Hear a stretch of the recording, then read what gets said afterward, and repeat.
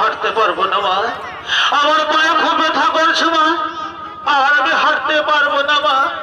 হে বাবা, আমি তো আগেই বলেছি কৈলাসের এই দুর্গম পথে যেতে পারবি না, তোর কচি পায়ে ব্যথা পাবে।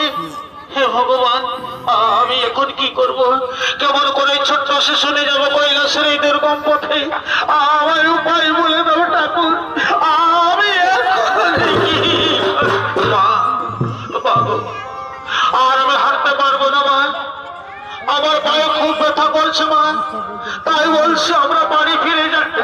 না না বাবা হনুমান, বাড়ি ফিরে যাওয়ার কথা বলিস না বাবা। বুড়া বাবার মাথায় জলাভিষেক না করলে তোর পিতা কোন রকম রোগ থেকে মুক্তি পাবে না বাবা। বাড়ি ফিরে যাওয়ার কথা বলিস না বাবা। মা, মা গো, আমি আর হাঁটতে পারবো না মা, আমার পায়ে